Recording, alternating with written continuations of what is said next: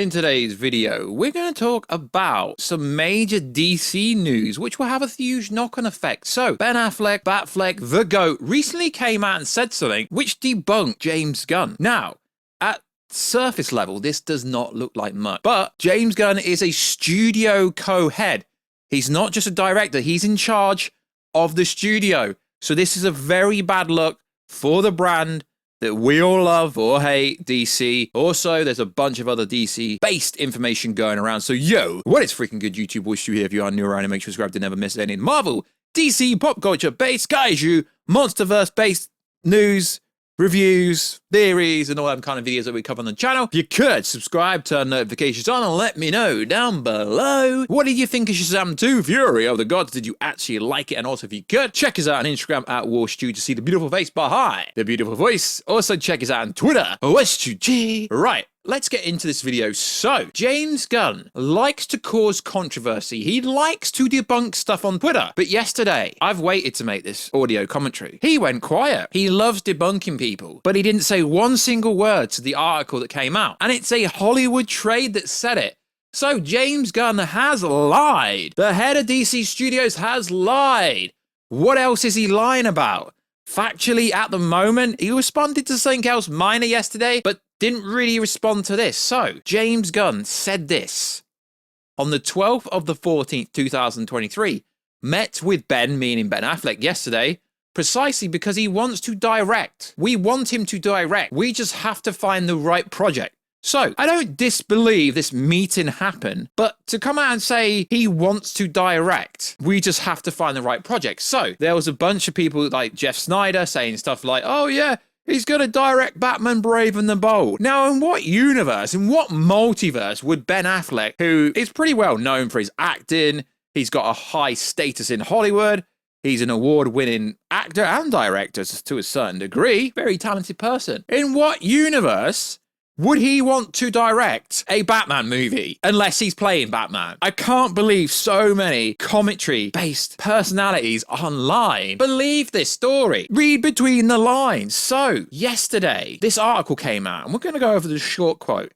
I have nothing against James Gunn. I just wouldn't want to go in and direct in the way they're doing that. That's the short quote. So, hang on a minute. He wants to direct for DC Studios, but he's come out and literally said no. And this is an article from the Hollywood Reporter. And I know what a lot of people are going to do and come out and defend him, saying maybe he's changed his mind. Okay, if that was the case, James Gunn would have come out and said something snarky. I was actually waiting for a snarky comment from him going, yeah, that's not true. But Ben Affleck has a lot of weight. It's not just some random Twitter person saying something. This is Ben Affleck. So he was asked in an interview from the Hollywood Reporter, so if DC came to you now and said, do you want to direct something? I would not direct something for, and it's really strange the way he's worded this, for the James Gunn DC. I mean, he's only co-head. Absolutely not. The fact he said absolutely not. I have nothing against James Gunn. Nice guy. Sure, he's going to do a great job. I just wouldn't want to go in and direct it in the way they're doing that. I'm not interested in that. And in the same article, he praises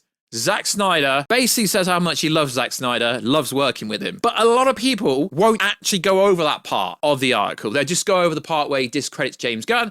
Sure, he says he's going to do a great job.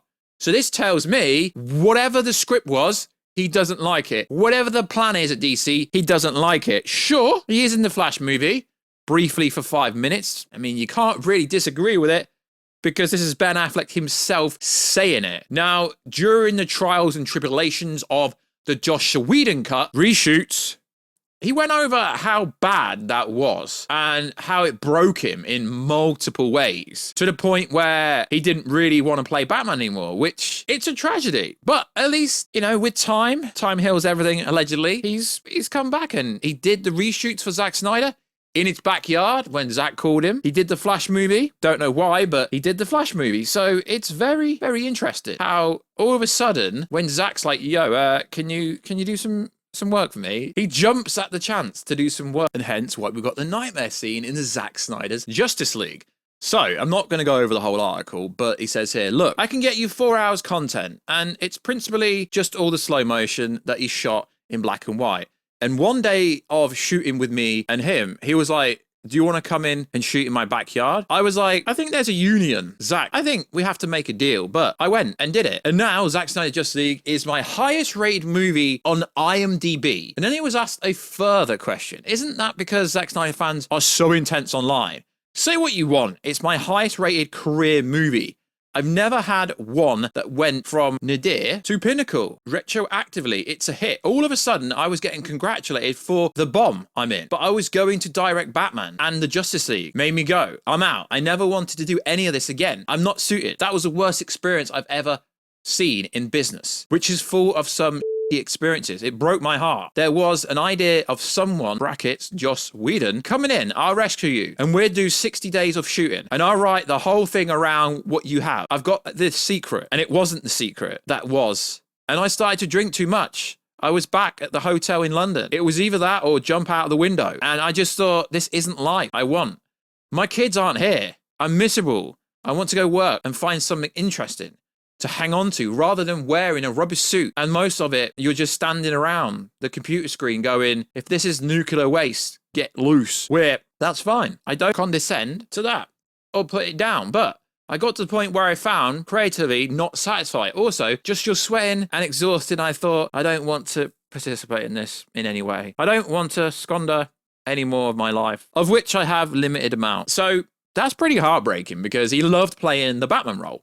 And because of the reshoot of Joss Whedon, it was one of his worst experiences ever. But then he talks about working with Zack Snyder, and he basically says he's a genius. He literally says he's a genius. The genius and the silver lining is that Zack Snyder eventually went to ATT and was like, I can get you 4 hours of content, and it's principally just all the slow motion. And he describes how he actually did the Zack Snyder Justice League shoot for the nightmare scene. So it's very interesting. Most people won't actually tell you that he praises the hell into Zack Snyder. And then if you're reading it concurrently, he goes, so if DC came to you now, what would you do? Nothing. Says he's got nothing against James Gunn. Really nice guy, just doesn't want to participate in anything they're doing in any capacity. So James Gunn is factually lying because he said the following. Met with Ben yesterday. Yeah, I believe they had a meeting precisely because he wants to direct and we want him to direct. We just have to find the right project. No one actually confirmed and verified that this was the Batman movie. But you have so many people trying to backtrack for James Gunn.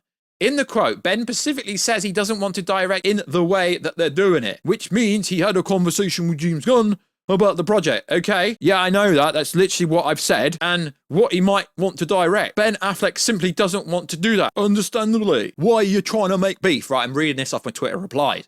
Now, I do find this really funny because people are like, oh, maybe creative differences, maybe he changed his mind. Okay, cool. But you got to understand, he wants to direct and we want him to direct. Is this true? We don't know. It's not a very good look because you got to understand, he is co-head of DC Studios.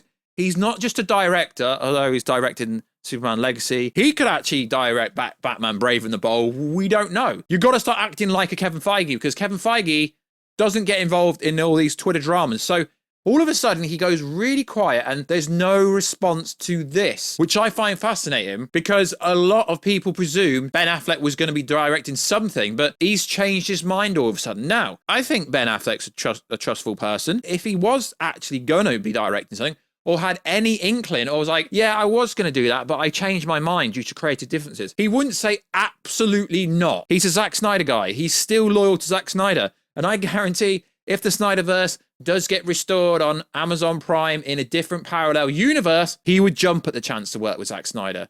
It probably is creative difference. He probably doesn't like whatever they're doing.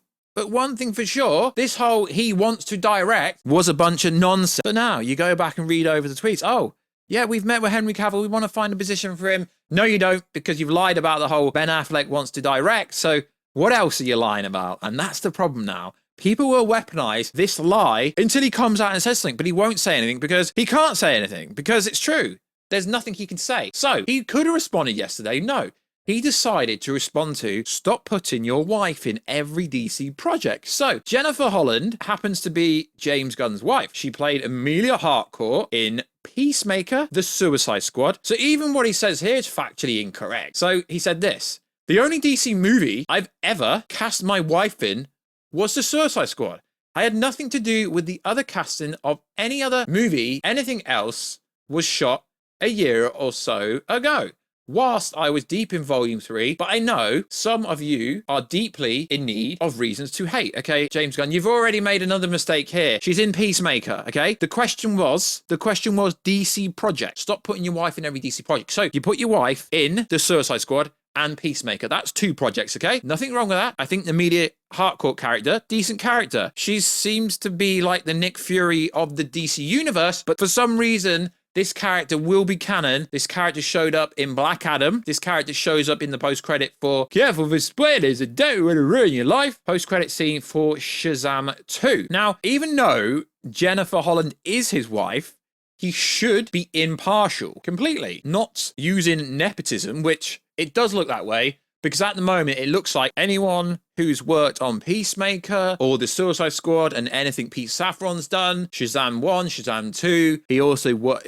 Pete Safran's also the producer of Aquaman 1 and 2. So it looks like outside of them projects, nepotism, favoritism, I've worked with you, you characters can come over, but anyone else in the Justice League, you're not wanted. So we are seeing more of Agent Emila Harcourt than we have seen of Henry Cavill Superman in the past few years, Ben Affleck Batman in the last few years, because Emila Harcourt appears in 9 episodes of Peacemaker, Suicide Squad, she's also in Black Adam, Shazam 2. Now, I'm not even joking or trolling here. I fully expect Emila Harcourt to appear in The Flash and Aquaman 2. So, we do know based on what David S. Sandberg said, all the scenes were set up for that movie and there was no reshoots, etc. And I fully believe that, but it's just a little bit of a coincidence that Emila Harcourt is now seeming to appear absolutely everywhere in throwaway, pointless kind of scenes because, let's be honest, that Shazam 2 post-credit scene, unless the Justice Society America is going to go into the DCU, which at the moment it's not looking like that, is absolutely pointless. Now,